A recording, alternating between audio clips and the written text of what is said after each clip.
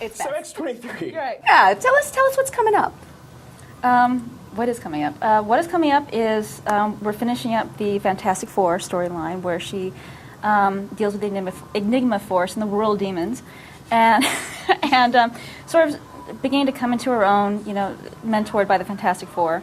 And then after that, there's going to be a standalone issue where she, I think I can talk about this, where it's with Jubilee and talking about her decision to just talking about some decisions, like in the gosh, am I like spilling the beans on things? Anyway, Well, we know about the Avengers Academy right, recruitment. Yeah. right. So we'll be discussing that Right. and things, and so but all of a sudden I feel like I'm like she'll seal my lips, but so we'll see where it goes from there. Has her journey, as you've been writing her for a while now, has her journey surprised you in any way? Actually, it has. Partially because I'm not a very good planner, so as I write, things sort of just flow from the unconscious.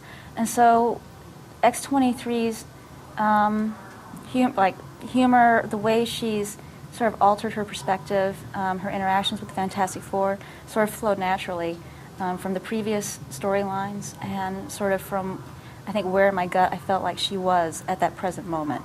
And so, yeah, when I write her, as when I write my novels, stories are often, character reactions, they are a surprise. Mm-hmm. So, well, you and I were on a panel at the last Comic-Con in San Diego talking about women in comics. So I want to talk a little bit more about that. What do you think how do you think things are changing? How did it feel starting out? Actually, it's interesting because I came from the romance novel industry, from urban fantasy, where all the writers, like everyone, they're almost all women, and so to come into an industry, a publishing industry, where a lot of the writers, where the atmosphere is very male dominated, it was just an interesting transition. But I worked with, and I have worked with wonderful people at Marvel, and so actually, maybe I've been insulated from from certain behaviors, but I had a good experience when I started out, and I'm still having a good experience. But it is interesting to see how the dialogue has changed, because people are certainly talking about it more than they used to when I started out, which was only like 4 years ago. So, are you conscious of when you're writing? Are you conscious of the fact that you're a woman writer currently writing the only solo female book at Marvel Comics? No. I mean, like when I'm working, I'm just working. Right. I'm just writing. The only time I think about it is when people do ask me questions. They're like, well, what does it feel like to be a woman in comics? And I'm like, oh, I don't know. And then, so it does come up, but when I'm actually in the hot seat, when I'm in front of my computer typing, it's certainly not on my mind. I'm just worried about the character, and I'm worried about telling, the best story I can at that moment. Mm-hmm. Are you working on any new novels? Actually, I am. I'm working on new novels, and I have 2 new novels coming out this fall. The 11th or 12th in my Durkensteel series, which is actually set in New York, and it's about a dragon shapeshifter who lives in sort of in the subway tunnels beneath the city. I think I've smelled him. Yeah, well, yeah. Her. Okay. Even better.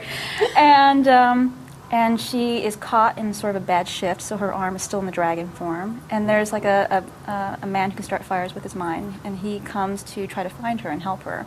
There's a reason for it. Okay. And so there's a romance, and there's evil witches and things. So it's a rollicking adventure. And then the other book is the 4th in my Hunter Kiss series called The Mortal Bone.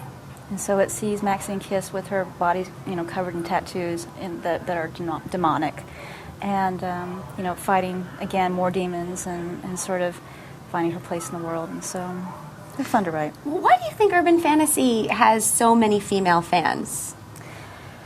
Boy, that's a good question. It's interesting about the current urban fantasy sort of push. I came from, my definition of urban fantasy started out with Charles DeLint and Emma Bull and writers like that. Recently, there's been sort of an offshoot of urban fantasy that's grown out of paranormal romance. So it's more romantic. It's more about, it's it's more about relationships and things like that. Not always. I'm speaking generalities, but I don't really. I don't have a good answer to that. Maybe most of the protagonists are women.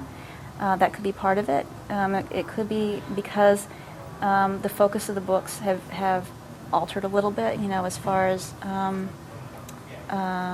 what the focus is on. But actually, I know a lot of men who enjoy urban fantasy too. So I can't say it's just for women.